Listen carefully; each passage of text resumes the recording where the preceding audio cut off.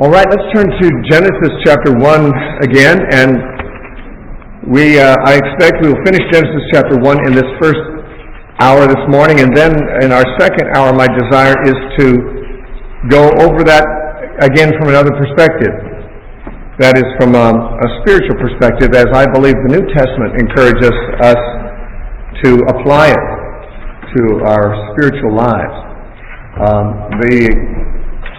It would take a great deal of time to exhaust all the levels of value that we can have from this chapter. Thank you, Rich.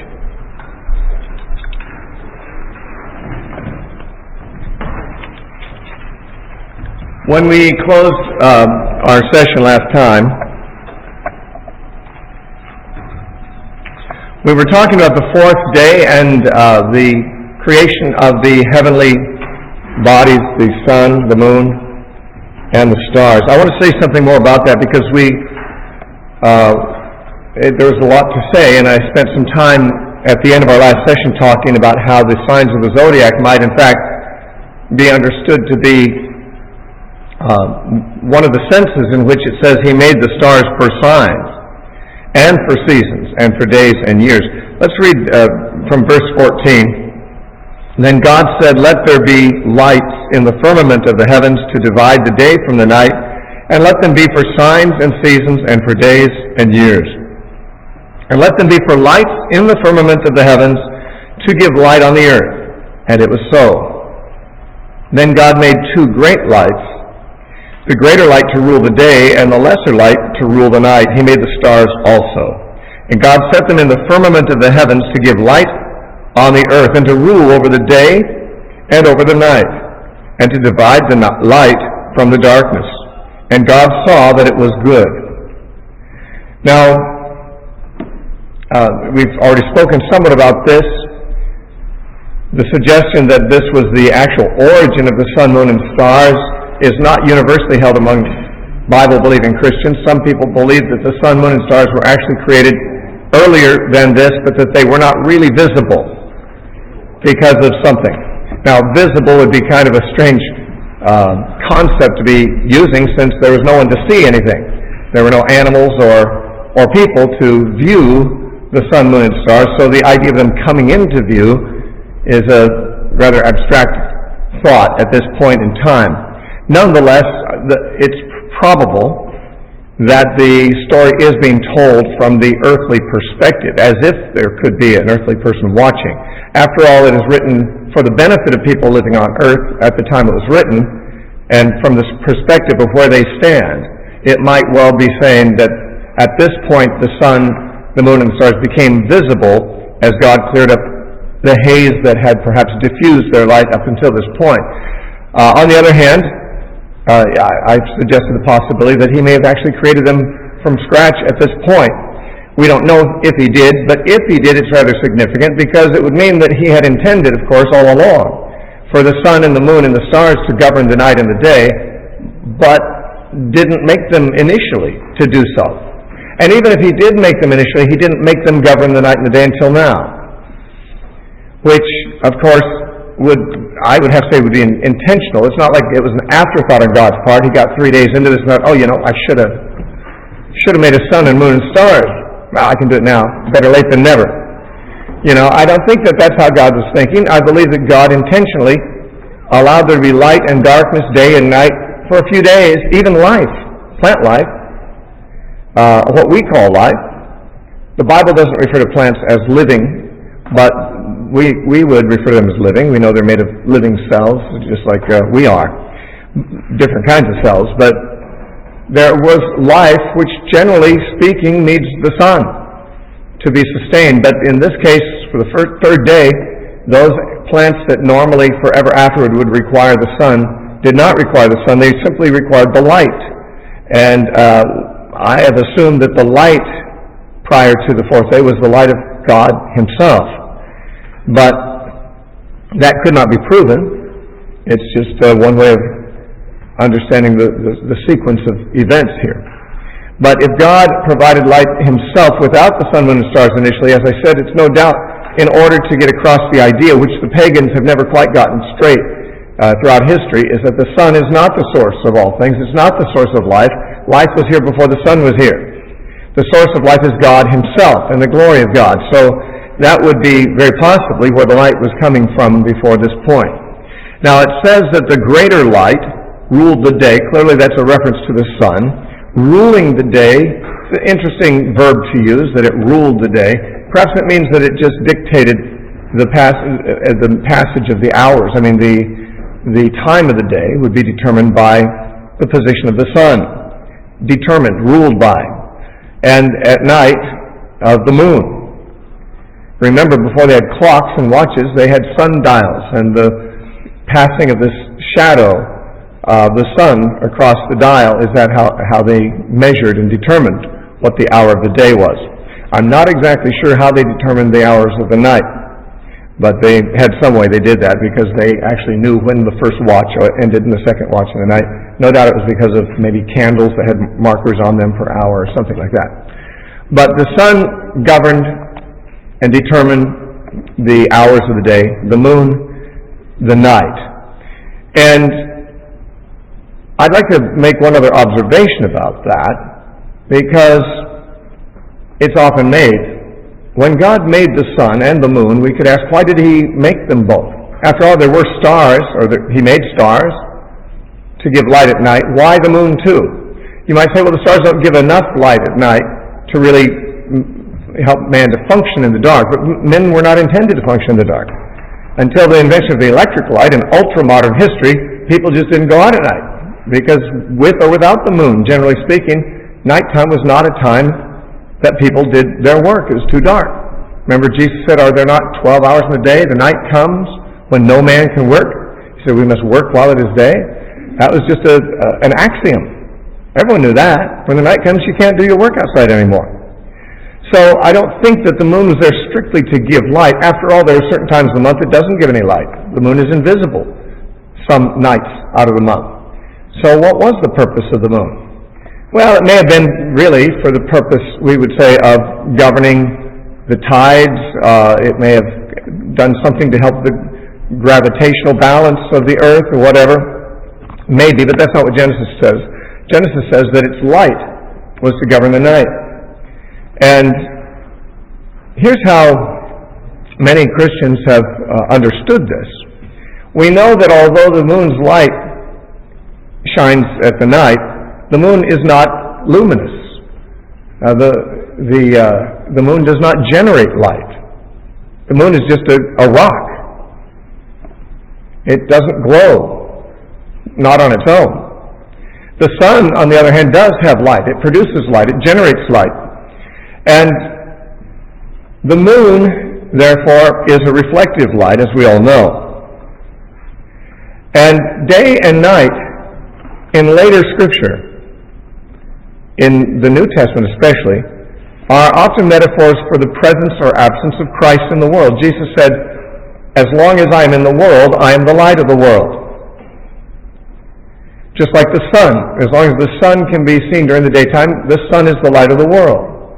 Now, Jesus did say to his disciples in the Sermon on the Mount, you are the light of the world. But while he was in the world, he was the light of the world. As long as the sun is seen in the sky, it is daytime. The Bible speaks metaphorically of Christ's presence here as the day of the Lord, and of his absence as the night. Remember, Paul says in Romans chapter 13, he says, the night is far spent, the day is close at hand. He means when Jesus comes back, no doubt. And when Jesus is here, it's daytime. There was the daytime when he was here before, there will be the daytime when he comes back. In the meantime, it's nighttime. He's gone. And we, therefore, in his absence, are the light of the world. But we don't have light that we own, that we generate. We, like the moon, reflect his light. You see, the reason that we can see the moon at night is that even though from the earthly perspective the sun has gone over the horizon and we can't see it anymore, the moon can still see it because the moon is seated in heavenly places. The moon is up in the sky in the realms where the sun itself is, not as far away, but up there where it can still see the sun when we can't. And it can reflect the sun back to the inhabitants of the earth. And it would seem that God set this system up as a metaphor, as a parable of some sort. That when Jesus is here, it's daytime, while he was visible. When he disappeared from view, when he went back into heaven and disappeared, the world saw him no more. But Jesus said, the world will see me no more, but you will see me, in John 14. And so there's a sense in which we do see Jesus. In Hebrews chapter 2, it says, we do not yet see all things put under his feet, but we see Jesus. In Hebrews chapter 12, it says, we run the race with patience, putting aside every weight that hinders us, looking unto Jesus. It says in 2 Corinthians 3:18 that we all with unveiled faces, beholding as in a mirror the glory of the Lord, are changed from glory to glory into that image. We are beholding his glory. There is a sense in which we still see him. And because we ourselves are seated in heavenly places in Christ, it says in Ephesians 2:6. So what we see is that, like the moon itself, the moon is not really earthbound. The moon is up there in the sky where the sun is. So the sun disappears from view from the earth dwellers, but it's not out of view from the moon. The moon sees it and reflects the light back to the earth. And that is, I believe, an intentional design on God's part to provide that kind of a metaphor. That while Jesus is away, and it's nighttime for the world, yet there is a light still. It's not as bright. And we do look forward to the day star arising again in our hearts. It says in 2 Peter chapter 1, verse 19, I believe it is. It says, the Word of God is a light that shines in a dark place until the day dawns, and the morning star rises in your hearts. There's a number of places that speak about Jesus coming as the day, and the day dawning. His first coming was referred to that way in Malachi chapter 4, verse 1, where it says, to you who fear my name shall the Son, S-U-N, of righteousness arise with healing in his wings. I believe that's referring to Christ's first coming. Many people apply it to the second coming, but I believe I'm not mistaken, but even if I am, it remains true that Jesus is the Son, and his presence is seen as the sunrise. Likewise in Isaiah 60, the opening verses, arise, shine, for your light has come, and the glory of the Lord is risen upon you. For darkness shall cover the people, and gross darkness the earth, or vice versa, darkness shall cover the earth, and gross darkness the people. But his light shall be seen upon you, it says. His light will arise upon you. And it says the Gentiles will come to the light of your dawning. There's a dawning that the Old Testament prophets spoke of. And I believe actually they were referring to the first coming of Christ, though passages like that are often applied by Christians to the second coming. And, of course, when Jesus comes back, it'll be in the dawning of another day. But we are, as it were, ruling the night. Not ruling in the sense that we're ruling the world in a dictatorial or political way. But we are the ones who are here to, given responsibility, to enlighten the world while Christ is absent. Let's look at verse 20. Then God said, this is now the fifth day, let the waters abound with an abundance of living creatures, and let the birds fly above the earth across the face of the firmament of the heavens. So God created great sea creatures, and every living thing that moves, with which the waters abounded according to their kind, and every winged bird according to its kind, and God saw that it was good. And God blessed them, saying, be fruitful and multiply, and fill the waters of the seas, and let the birds multiply on the earth. So evening and morning were the fifth day. So now we see the origin of animal life. There are people who try to equate the progress of creation here with the postulated progress of evolution. Those especially who would just make these days either extended long periods of millions of years or else punctuating periods of millions of years, individual days of creation or whatever. But you see, no matter how long you make these days, you don't have an agreement in the order of events here with that of evolution, because the birds appear on the same day as the fish, and yet there are no land animals yet. Evolutionists believe that birds evolved from dinosaurs, land dinosaurs, reptiles, which we see that God doesn't seem to classify animals the way that later taxonomy does. Taxonomy is the classification of animals and plants, living things. And we would classify animals, for example, in groups like mammals and reptiles and fish and amphibian, things like that, insects, arachnids, and so forth. But the Bible classifies animals by their ecological zones where they live. All the creatures in the sea, that would include fish, probably reptiles that lived in the sea, mammals like fish, or like whales and dolphins that live in the sea. Not really the kind of classifications that we in modern science would use. Now, this is, of course, not a defect in the Bible, because who says anyone's obligated to follow the modern classifications? Modern classifications are, based upon certain characteristics that animals share, but you could as easily and as justly classify them according to their ecological zones. After all, the birds that fly in the air, in the book of Leviticus, when it talks about the clean and unclean birds, bats are mentioned as unclean among the fowls of the air. Well, bats are not birds by our reckoning. Bats are mammals.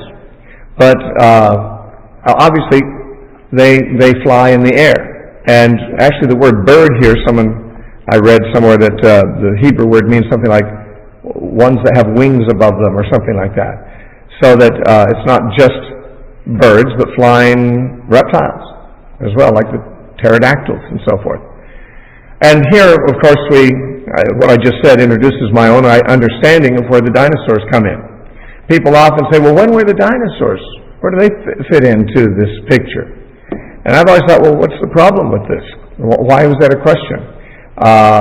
The reason it's a question is because we've been told that dinosaurs lived in a time before modern animals and before man and so forth. We've been told that they lived and died off in the 70 million years ago, at the late Cretaceous period and so forth. And therefore, we've been given the impression that dinosaurs lived a long time before humans appeared here. And so when you read Genesis, you don't read of any long times before humans were here. You read the creation, and then man's here 6 days later. They say, well, where's the dinosaurs? And that's one of the things the people who have the gap theory try to solve. With the gap, they say, well, there's this gap between Genesis 1:1 and Genesis 1:2, and during that there's billions of years and maybe dinosaurs lived then. There's actually certain fundamentalist Christians who, from time to time, Christians can embarrass us with their nonsensical answers, but there are a number of Christians who've actually said dinosaurs never lived, and that the fossils of dinosaurs that have been found were put there by the devil to deceive us, or by God to test our faith. That is obviously a very silly thing to say. And it's so unnecessary to say. If we ask the question, when did the dinosaurs come in? Well, they came in with the rest of the animals. They were animals, weren't they? What do you think they were? Aliens? They weren't plants. They were animal life. Some dinosaurs lived in the sea. Some flew in the air. Some lived on land. Well, these are different ecological zones, and God made all the creatures in each ecological zone in its own time. And the fifth day was when He made those that swim in the sea. It even specifically mentions the great sea creatures, the great sea monsters, I think the King James says. And that would include, of course, whales, which are huge. Actually, the blue whale is bigger than any known dinosaur that ever lived. At this point, we don't know of anything that was bigger than a blue whale, but whales are still with us. But there were also plesiosaurs and so forth that were reptiles, apparently, and swam in the sea, and sea-going dinosaurs.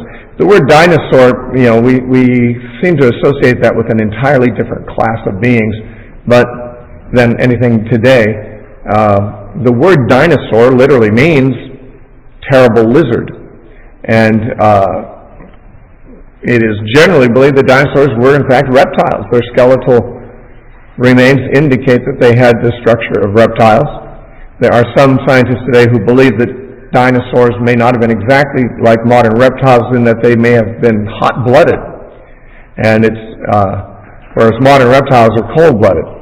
But since we can't exactly stick a thermometer in the fossil and find out what the temperature was of that living creature, it's merely one of the theories that has been popular at various times. But it doesn't matter. If the dinosaurs were reptiles, as has classically been believed, or there's some other kind of creature that we don't have representatives of surviving anymore, they were made in the time that other creatures of their ecological zones were made. And so you have the flying creatures and the swimming creatures.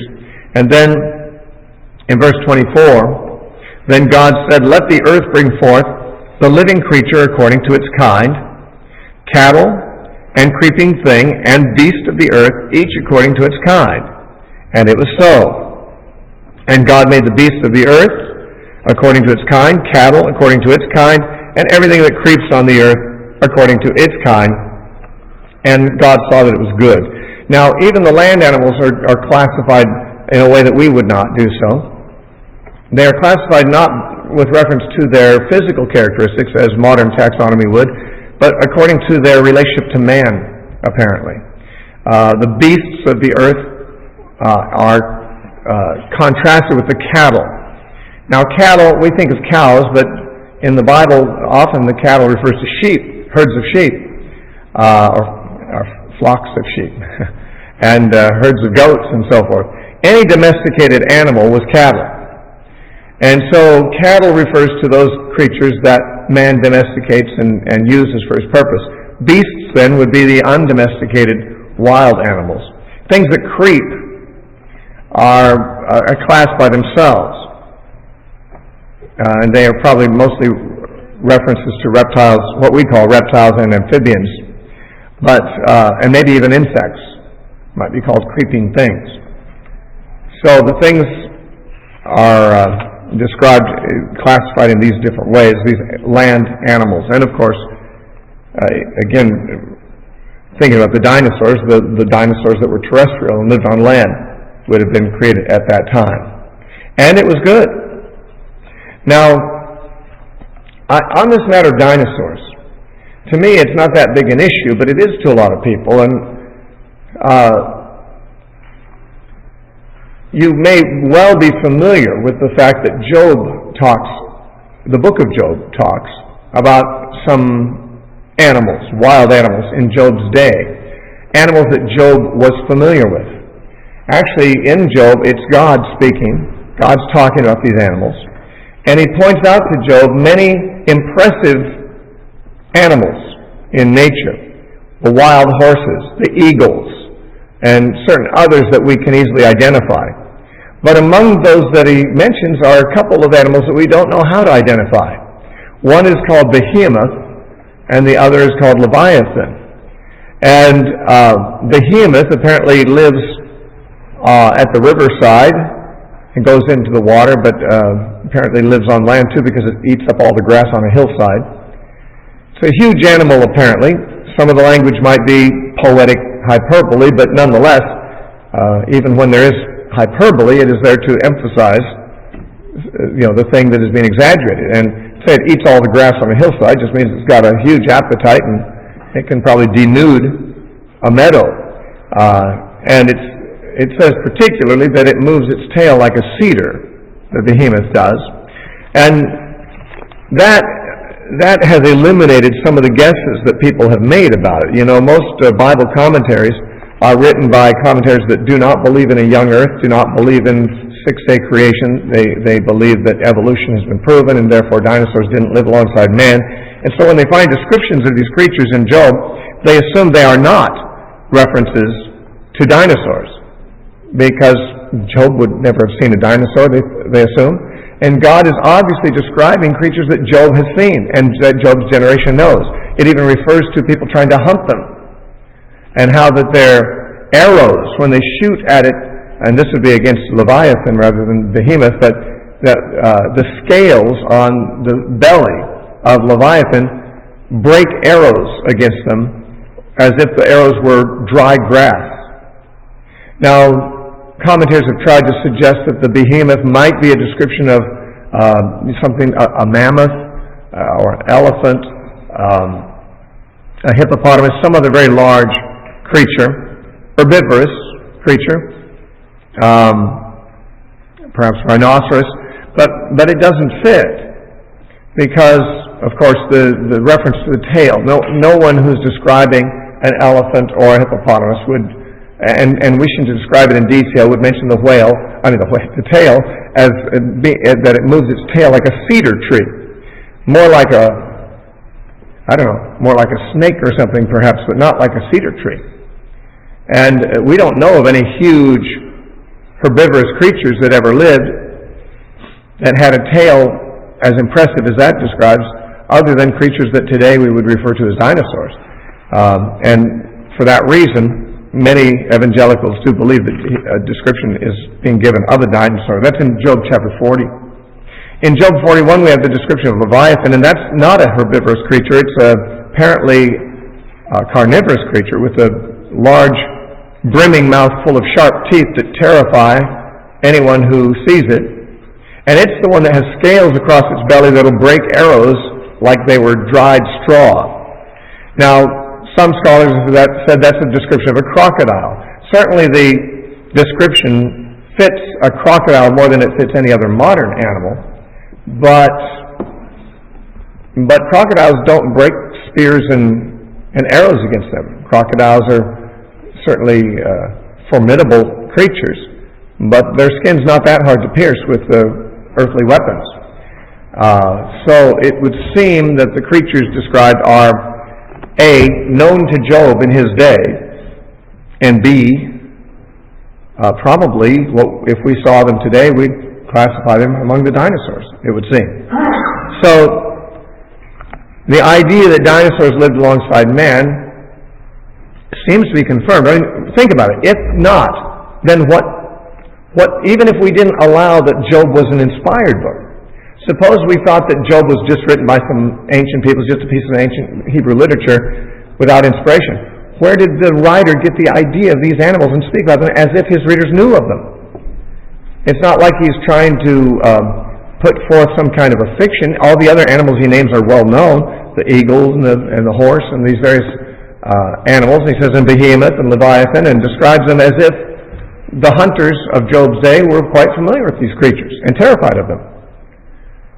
Obviously, until we discover some other living species that might fit the descriptions, the best theory is that these people were quite acquainted with dinosaurs and that they existed. Now, of course, the question of where dinosaurs went since then is one of those things that makes some people think that's a challenge to the idea that dinosaurs were created. But that's not. There's many, many species of animals, dinosaurs and otherwise, birds, mammals, reptiles, that have become extinct. Many of them in modern times. The California condor almost went extinct recently. It was only because of human efforts to preserve it and to reintroduce it and so forth that it did not go extinct. Many species of animals throughout history have had their time and they've gone extinct. It would appear that dinosaurs are among them, although some people feel there might even be a few specimens living somewhere today where man does not go. I'm not going to argue that that's the case, but we don't know that it isn't. All we can say is if the dinosaurs indeed are completely gone, they are not unique in that respect, because many species of animals in modern times have gone extinct. Over 1 million species of creatures are known to have lived that are no longer on the planet. As far as when the dinosaurs went extinct, we don't know. But one theory that makes a decent amount of sense, since we know that dinosaurs once covered the earth, is that they may have died off shortly after the flood. If they were living still at the time of Noah, then, and it seems they probably were, if Job knew of them at a later date, then Noah would have taken specimens on the ark. However, after the flood, when most of them were wiped out, there would be very few specimens left. And if they became a nuisance to humanity, which one might think they would, then they might well have been hunted down and wiped out within a few generations after the flood. Who knows? I don't know. But it would explain how a species that once covered the entire planet, apparently, was quickly reduced to nothing. The flood would have a good way of decimating the population in general. Actually, decimating is not the right word for it. Eliminating the population in general, except for whatever specimens were on the ark. And people say, you mean to tell me that Noah took, these giant dinosaurs on the ark? Well, some of them might have been extinct before the flood, and then he wouldn't have to take them. But if he did take dinosaurs on the ark, no doubt he'd take young specimens. A hatchling brontosaurus would not be all that big, not much bigger than certain animals we have today that Noah took. So, all of this sounds extremely silly to people who are not exactly convinced that the Bible is telling true history here. And those who are more convinced and more impressed than they should be with the claims of modern evolutionary science, which are, frankly, not as well substantiated as they would have you to believe.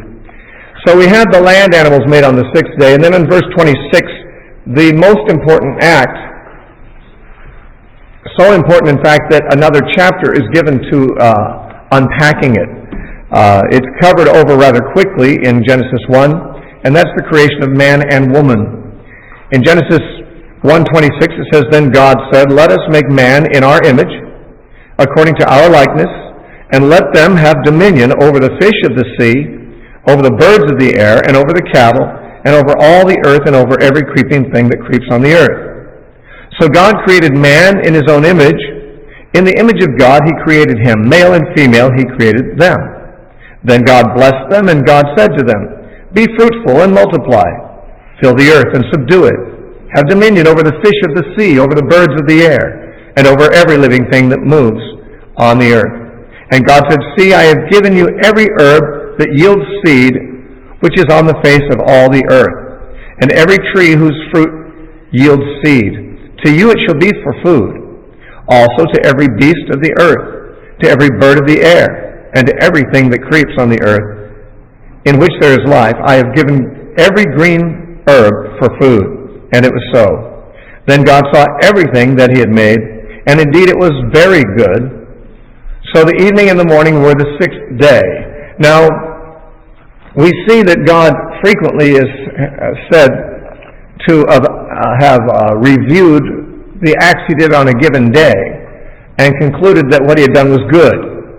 That's repeated in the many of the days, not all of them, but most of the days. It says God saw the so-and-so that he had made, and that it was good. Here, at the end, it says he saw all that he made, and it was very good.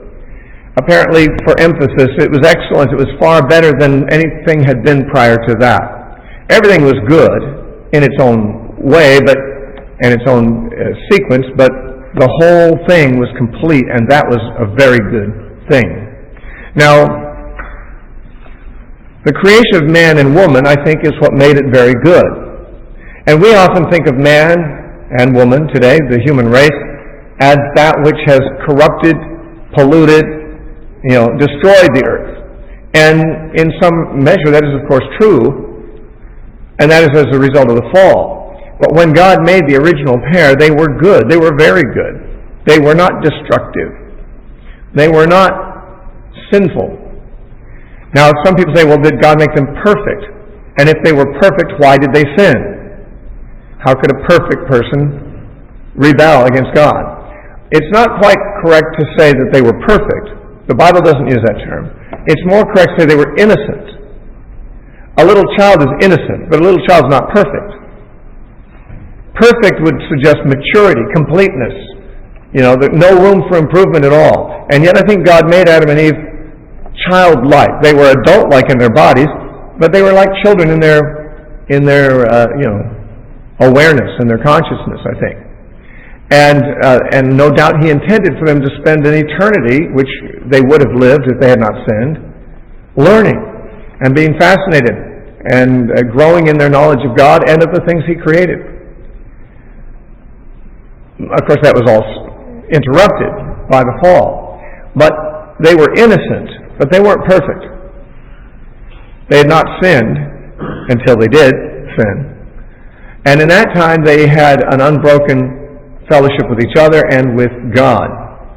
Now it says here that God deliberated within himself in verse 26. He said, let us make man in our image. Now all the other times you said God said let there be this, God said let there be that. We don't read of God having forethought, although he certainly must have, but we don't read about his deliberations in any of the prior things that he created. Here we read, he took counsel within himself apparently. He said, let us make man in our own image.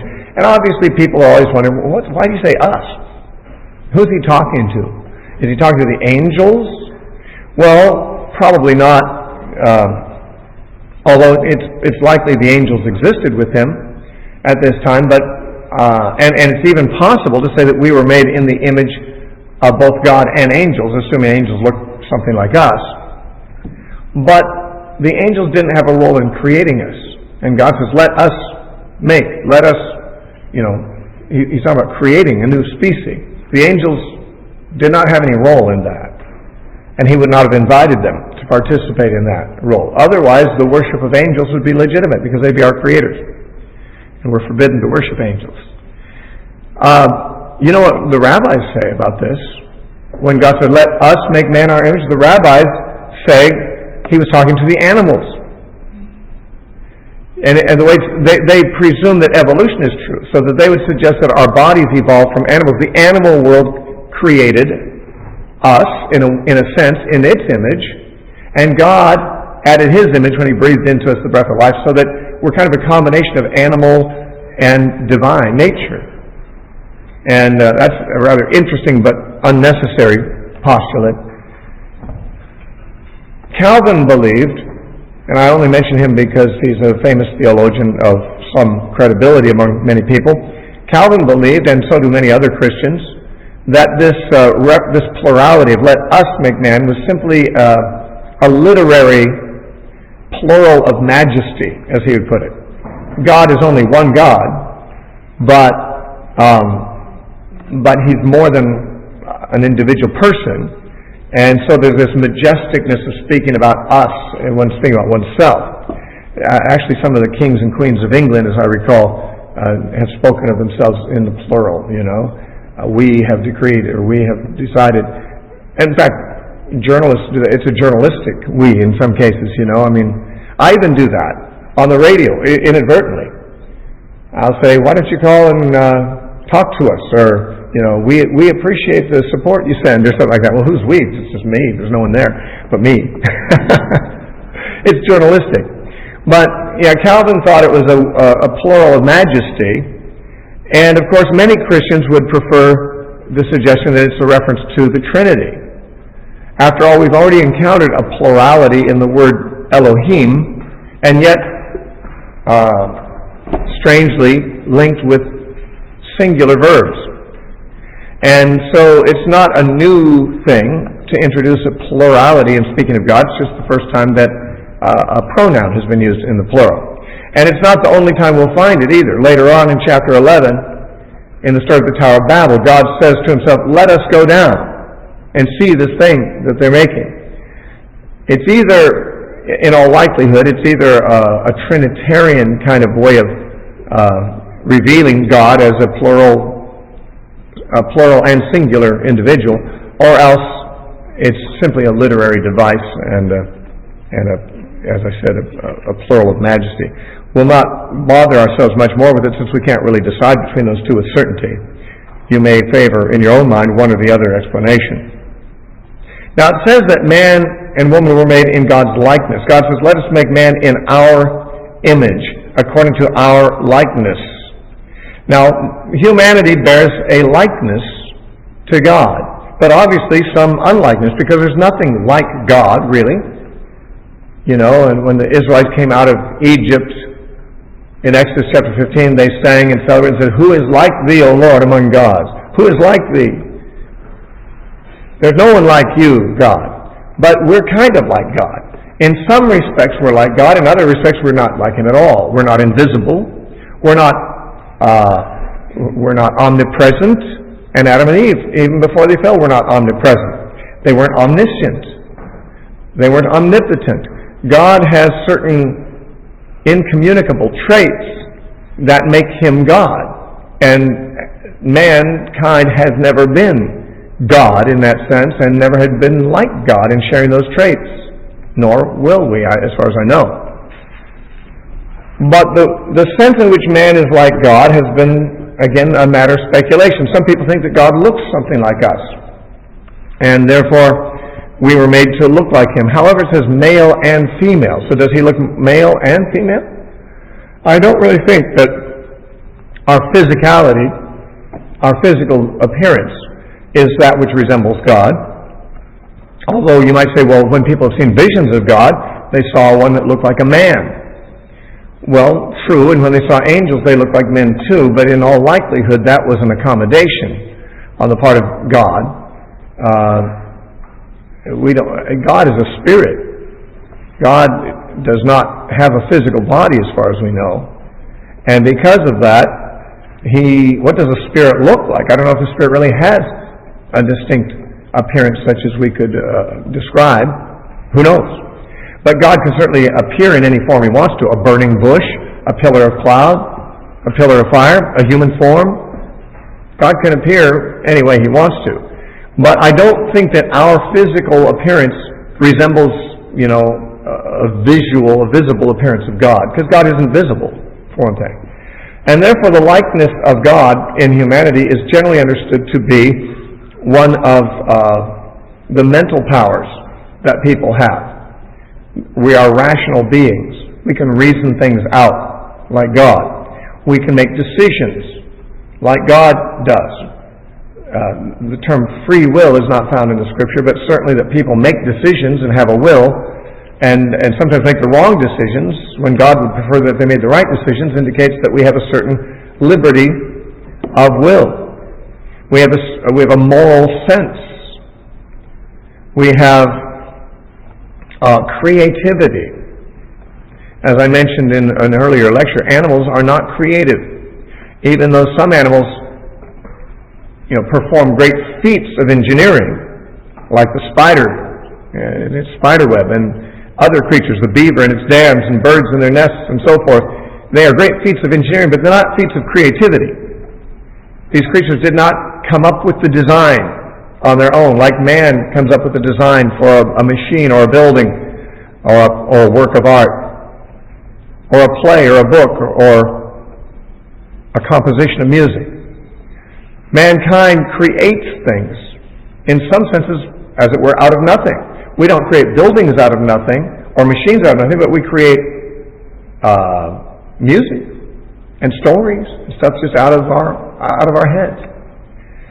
And I think it's these intellectual and perhaps emotional and volitional and creative factors that set man apart from other animals that also is the shared characteristics we have with God. And of course we could say we share another thing with God that the animals do not, and that is spirituality. That we have, in addition to our biological existence, we have spirits. Something of God's Spirit was breathed into Adam. When we read later on in chapter 2 that God breathed into man the breath of life. The word breath and spirit are the same in the Hebrew. And therefore, man became a living soul after spirit, or God's breath was blown into him. That's a mysterious thing, but of course we see in human beings, even non-Christian human beings, spirituality. And that spirituality in places where God is not known it takes strange directions. People think there's spirits in the rocks or in the trees, or they revere nature, or they revere, their ancestors or whatever who are long dead. Obviously, there's a sense of the spiritual rather than just the physical that people have, which we have no reason to believe the animals have any such awareness. These are probably the things that we could say represent the image of God that He put into humanity, that were not in the other animals. Now it says in verse 26 that God gave man, or chose to give man, dominion over the fish of the sea, the birds of the air, and over the cattle, and over the earth, and all that.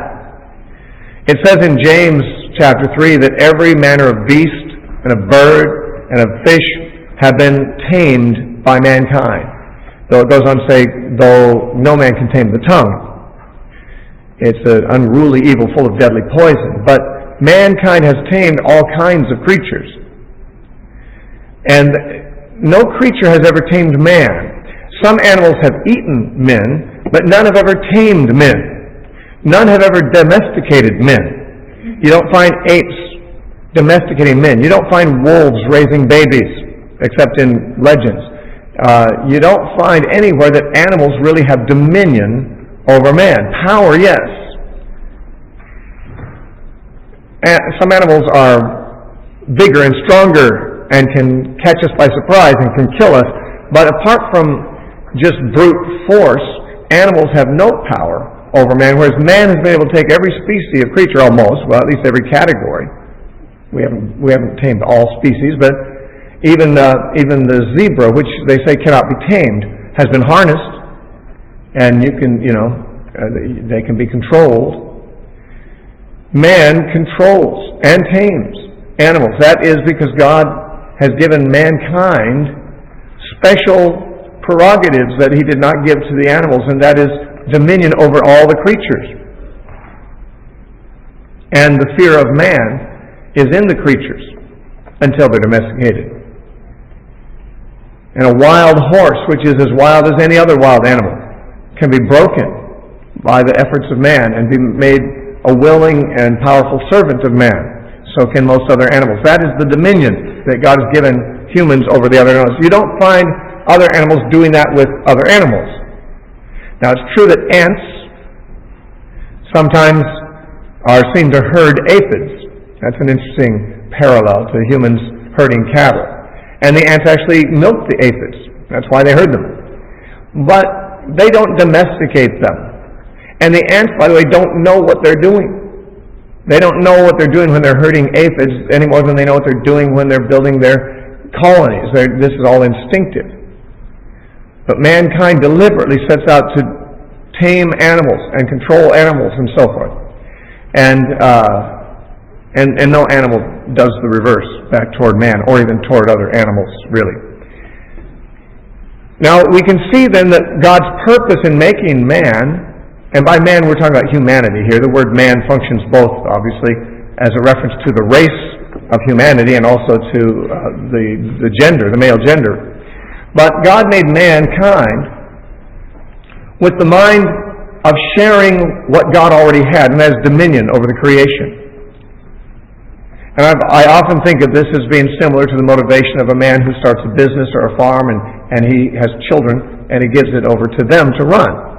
That there's some delight that a father or a mother has in seeing the child come up and take over the family business, as it were. I think every man in ministry would have no greater delight than to see his sons and daughters grow up to be in the ministry. And ideally to take over the ministry. It must be a great honor and delight to Billy Graham to see his son, Franklin, has come around and has now kind of moved into his father's shoes. That's just kind of a parental instinct that we have. And no doubt that too is part of the image of God.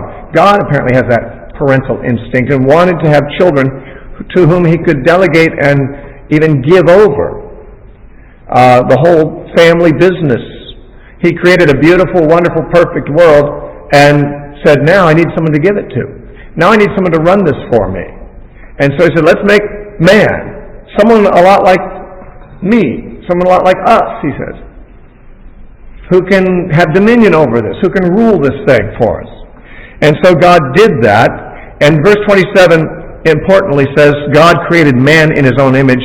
In the image of God He created him. Male and female, He created them. Now this male and female is passed over rather quickly here for the purpose of keeping the symmetry of the chapter. The chapter's symmetry is seen in that each day is briefly treated and closes with similar words and so forth.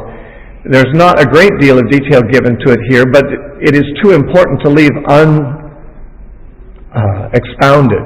And that is why chapter 2, verse 4, will begin another account of the creation, not conflicting, but focused on one important thing, and that is the creation of man and woman.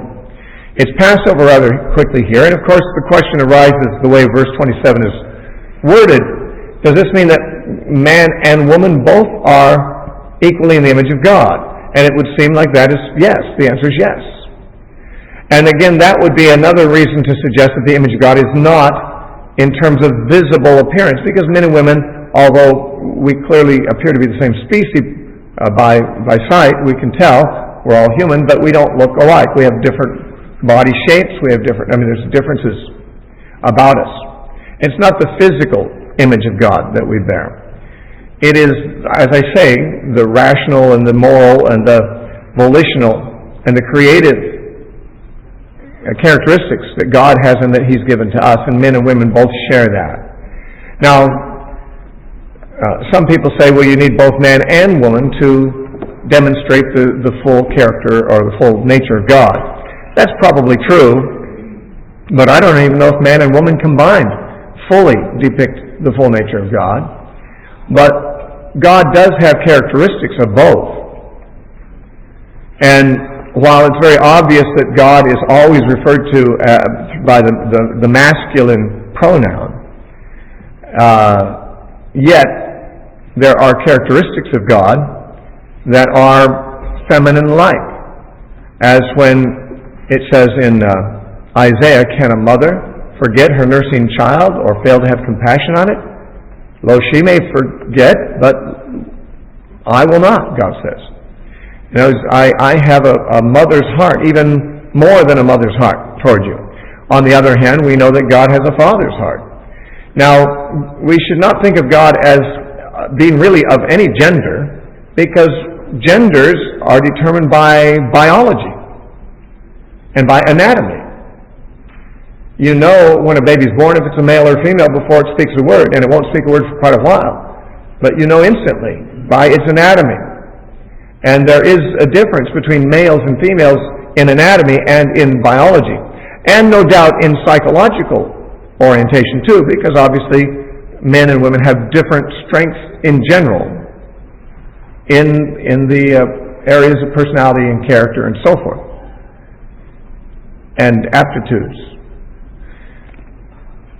But God doesn't have biology, and therefore He's neither male or female. I'm sure that the finest traits of men and women are reflections of corresponding traits in God. Dim reflections, no doubt. But God is not male, but certainly there's a reason for calling Him by a masculine pronoun throughout Scripture. He's always referred to as a king, not a queen, a father, not a mother. The imagery that is used of God is masculine imagery. That's not because God is intrinsically male, but because the images that are used, the relationship God bears to His people is like that of a king, or like that of a father. And that does differ somewhat from the relationship of people to their mother. And that the relationship that God is trying to illustrate by these human metaphors is, the masculine parent is really pretty much what God identifies Himself with in terms of His relationship with us. Though He's got a mother's heart as well, I'm sure. And this is not in any sense compromising anything about God to say that. We're not trying to move into a gender-neutral way of speaking about God or Jesus or anything like that. It's simply that God doesn't have a gender. But the analogies and the metaphors that He uses, which are intended to teach us about the kind of relationship He has with us, are often generally those of the masculine parent and the masculine ruler or whatever. Because the masculine parent and the masculine ruler have typically been the sovereign in the family or in the country, in most cases. Makes the best comparison. So, we see that God made them and gave them command to fill the earth, and He gave them every plant, and He gave all the animals every plant to eat too. Now, I guess there were some plants that are now toxic that were not toxic then. And there were animals that are now carnivorous that were not carnivorous then. We don't read of any sanction upon humans eating animal food, that is, flesh, until after the flood, when God specifically in Genesis chapter 9 tells them, now you shall eat every living creature, even as every green plant. So God extends man's diet later after the flood, but at the beginning God intended man to apparently eat only plants, and animals only ate plants. Now someone's going to say, well, but aren't certain animals kind of designed to eat meat? Well, that could get us into a long discussion we don't have full amount of time for, but there are creatures whose teeth and perhaps digestive systems appear to have been created from the beginning to digest and eat meat, although it's not always clear. We would certainly say that's true of a dog. We think of it as a meat eater, but dogs eat other food too. They'll eat just about anything. They're omnivorous. The land mammal that has the largest number of sharp teeth in the world is the possum. Opossum. We say possum. But the opossum has 50 carnivorous-looking teeth in its head, and no other land mammal has as many. And yet the possum is omnivorous. It just as soon eat persimmons as any kind of meat, but its teeth are versatile. And no doubt, creatures that God made with these versatile teeth eventually expanded their diet to include meat, but initially they ate only plant life. The panda, you would think, looks like a carnivore, but it only eats bamboo shoots. And so we can't be quite sure that just because an animal is now known to be a carnivore and looks like it's designed for that, that it was originally designed to be carnivorous. Hard to say. There's also another consideration, and that is that animals that now hunt and eat animal food might have been designed to be carrion eaters, that is, to eat dead animal food. Now, of course, this raises the question of whether God intended for animals to die before the fall. And I think He did. Now, I realize people think, death wasn't until the fall. True, the fall happened rather early. I don't know if anything ever died before then. And it does say that death entered the world through Adam, but it's speaking specifically of human death, because it says, as death came through one man, so resurrection of the dead comes through one man. It's obviously talking about human experience. Humans die because of sin. Humans will be resurrected because of Christ. But what about animals? It is not my understanding that God made animals immortal. Humans even were not immortal except potentially. If they ate of the tree of life, they would live forever. But they were only potentially immortal, apparently, because He said if you eat of this other tree, you'll die. And so God didn't even make humans intrinsically immortal, but only potentially immortal. If they eat of the right tree and not the wrong tree, they'll live forever. The animals, perhaps, were not even ever given that option of being immortal. They are animals. And therefore, there's a good reason to believe that God never intended for animals to live forever. That they would live a lifespan, they would reproduce, and they'd die. Imagine if mice never died. Imagine if cockroaches never died. Or flies. I mean, I really don't believe that was in the perfect plan of God, to have immortal houseflies. And so, in my opinion, even if animals were not originally made to eat other animals that were living, it may be that someone had to clean up the corpses. Maybe the hyenas were made to eat meat, but not living meat. I don't know. I'm not sure. I'm only floating ideas that strike me as worthy of some consideration only. We're going to stop there, and we'll come back and talk about the Sabbath at the beginning of the next hour. Or maybe we'll talk about it after we talk about the spiritual implications of Genesis 1, because that would perhaps be the better place to stick that in there. So let's take a break for about 15 minutes, and we'll come back to Genesis